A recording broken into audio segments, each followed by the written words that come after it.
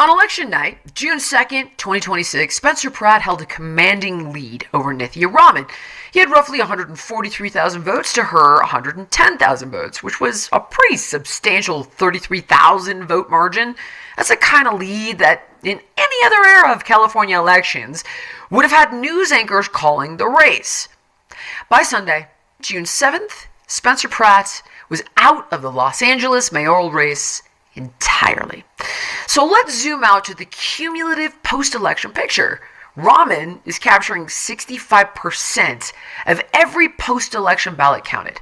Pratt is getting 35%, so that's a 2-to-1 advantage in the votes that arrive after the polls close in batches at irregular intervals to a system with no meaningful real-time oversight. And guess what? There are still a bunch of races in California that are undecided with weeks to go. Counties don't certify votes until July 2nd, and the Secretary of State doesn't certify until July 10th. Tens of thousands of ballots are still arriving, still being processed, still being cured for every election statewide. And every single batch of ballots is breaking in the same direction. Blue. In a state controlled entirely by one party, under a system that same party built, administered by officials that same party elected, certifying results that same party is going to validate. Nithya Raman didn't just run in this system, she is a product of it. Now on the right, they call it fraud. But on the left, they explain it away as purely behavioral and demographic, right? It's fraud. More organized, more conservative voters return their ballots early, while younger, more progressive voters wait until the last minute. And it's these different habits that create a blue shift. It's not a slow steal. But here's the thing.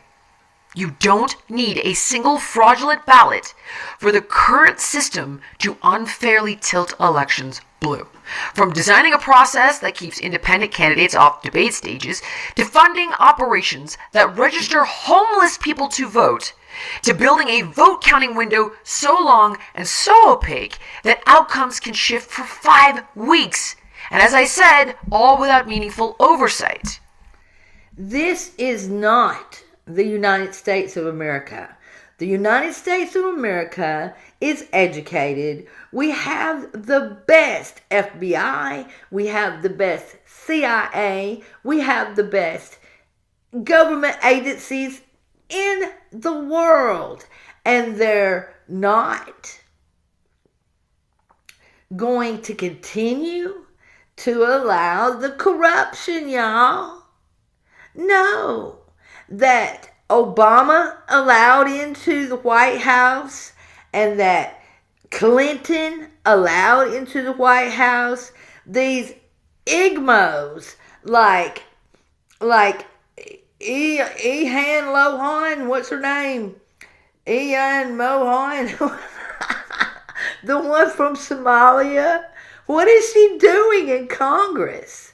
It's an absolute disgrace.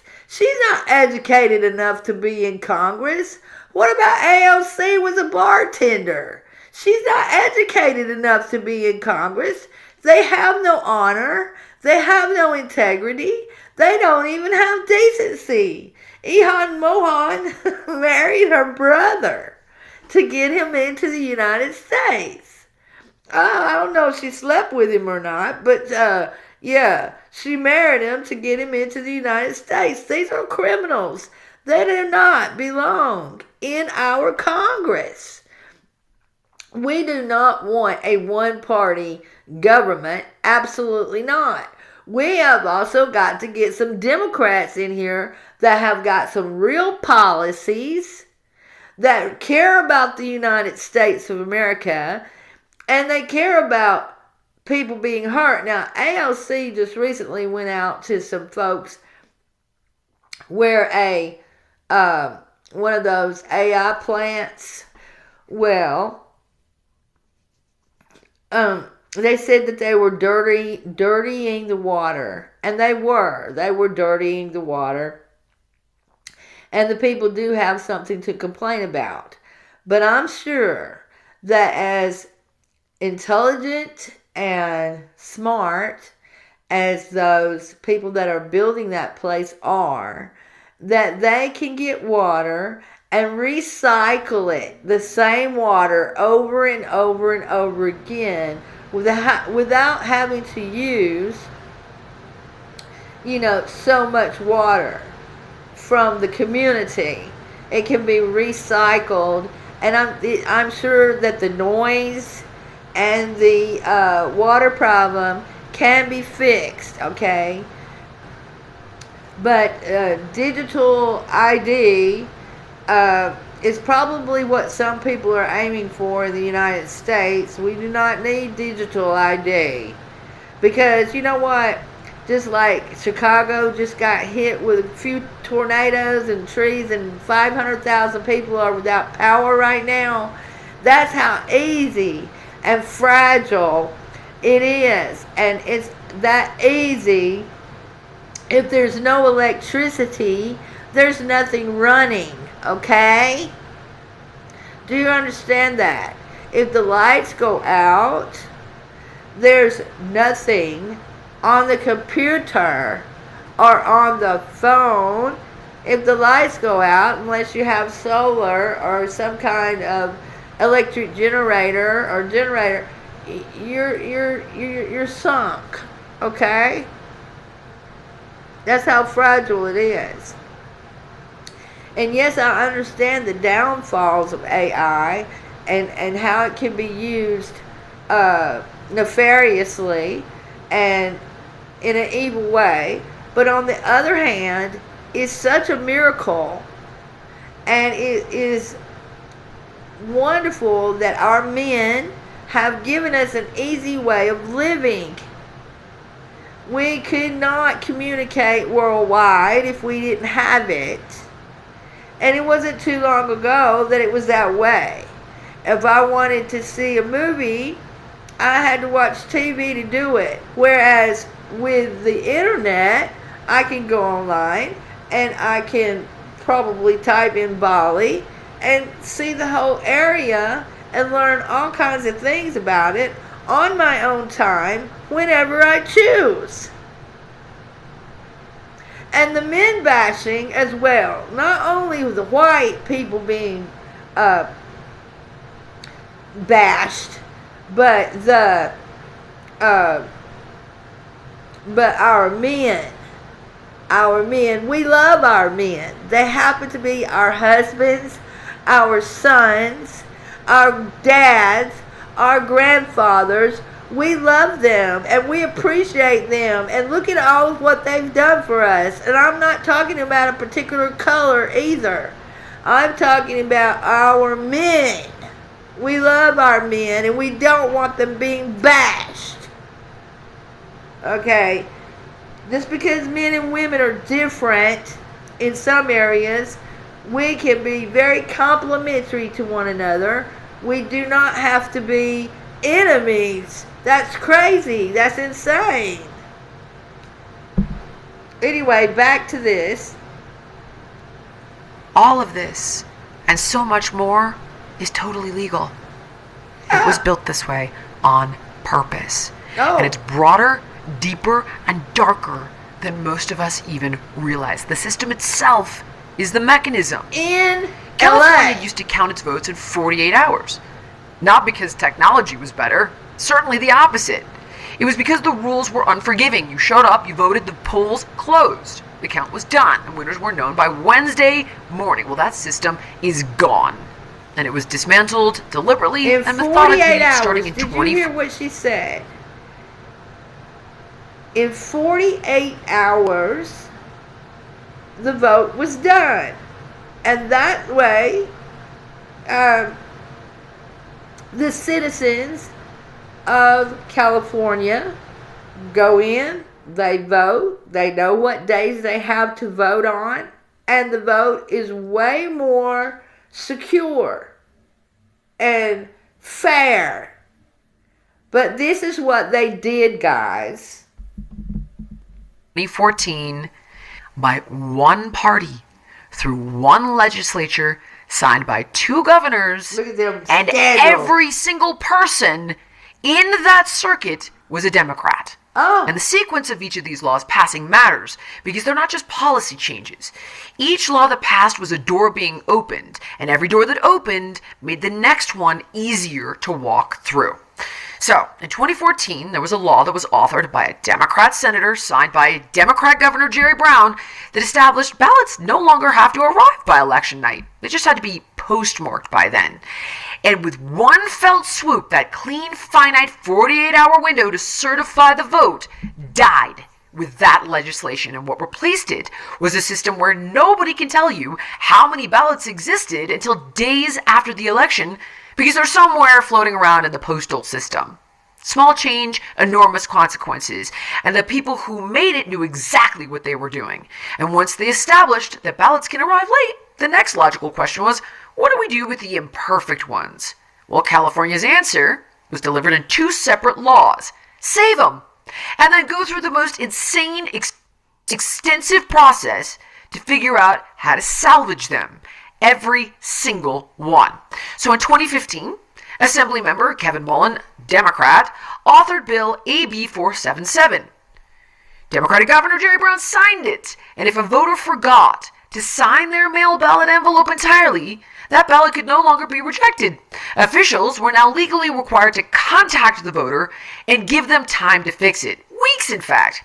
And this is where the first cure window was born, the time in which the voter had to fix their mistake. Democratic Senator Mike McGuire pushed it further, and he got Brown to sign the bill that he authored, SB 759. So now, mismatched signatures got the same treatment. If an election worker flyer is not matching the one on file from when you registered, the county had to notify you and wait for you to verify it. And eventually, the bar for rejecting a questionable ballot was raised so high that it became ultimately impossible to throw one out. Forward to 2016, Senator Ben Allen, Democrat, authored the Voters' Choice Act, Bill SB 450. Democratic Governor Jerry Brown signed it. Thousands of neighborhood polling places began disappearing across California, replaced by regional vote centers, drop boxes, and expanded mail voting. So under the old model... So you see, these kind of people must be rooted out. They have to be. They have to be rooted out of the United States, of America's government. In all areas. I'm not just talking about the White House. I'm talking about all over the United States where any of this kind of stuff is happening, any of this lawlessness is happening. It must be rooted out, because if it's not, America's going under. In the meantime, while we're waiting for the Lord Jesus to come back, and believe you me, He is coming back. He is coming back, because it all belongs to Him anyway, and His Father, and His Holy Spirit. Yes, it belongs to Him.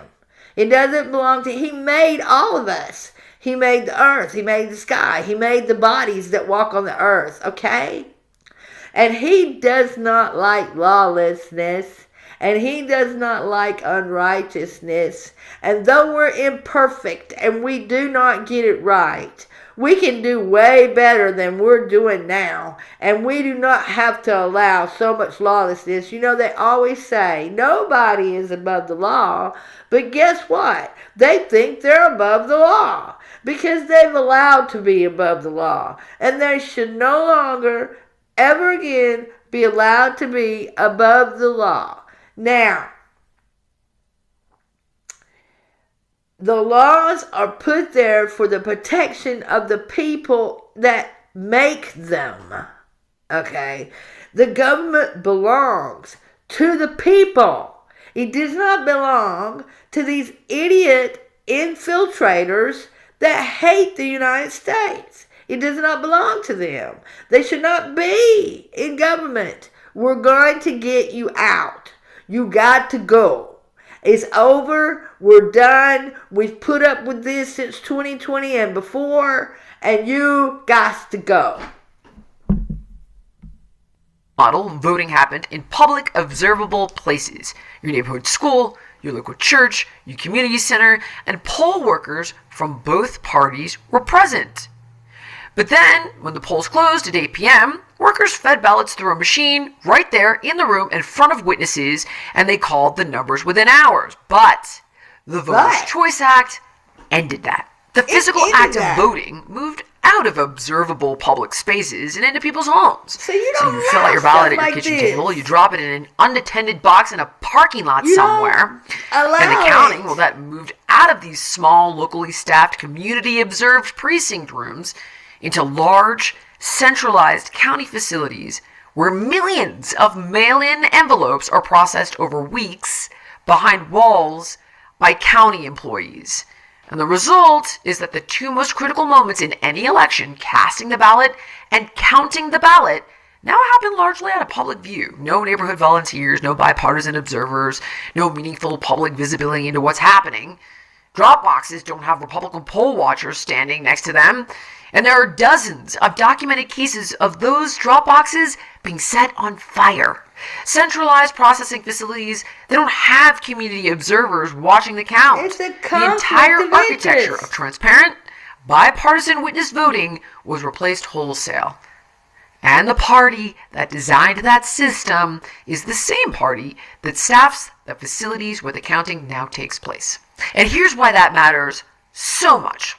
Because at the exact same moment California was eliminating neighborhood polling places and the bipartisan observers that came with them, the voter rolls those ballots were being mailed to were already a documented disaster, and nobody in Sacramento had any interest in fixing it.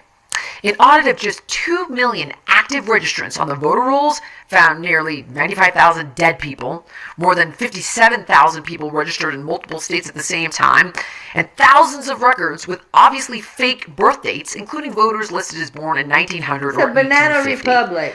Los Angeles County had more registered voters than it had eligible adults. 112% registered adult voters. And in 2019, Judicial Watch had to take California to federal court just to force basic cleanup, resulting in the removal of 1.2 million names. But guess what, guys? They had to sue again. Because the moment the court's eye moved elsewhere, California simply stopped complying. 20 counties have since removed fewer than 50 inactive registrations. Not 50,000, 50. And then in 2018, California made it worse with motor voter automatic registration through the DMV. And it pumped a fresh wave of errors into an already broken system. So within the first year, 23,000 people were erroneously registered, including thousands who had explicitly tried to opt out. Then came a separate disclosure. 77,000 voter records had been sent to election officials with wrong information, incorrect party affiliations, wrong ballot preferences. People who never intended to register were now active voters with a mail ballot on the way. And that same DMV had already issued over 1 million driver's licenses to undocumented immigrants. Now, the state insists that a software toggle keeps those two systems separate, that a grayed out field on a DMV screen is the firewall between ineligible applicants and the voter rolls. But guess what? Even John Podesta, chairman of Hillary Clinton's 2016 campaign, acknowledged in a leaked email that driver's licenses create a loophole for undocumented immigrants. Listen to what I just said. John Podesta acknowledged a loophole of people here illegally to vote in our elections. And when the legislator was asked to investigate, Senate Democrats killed the audit request. Here we go again. The party that built Motor Voter refused to review what it had broken.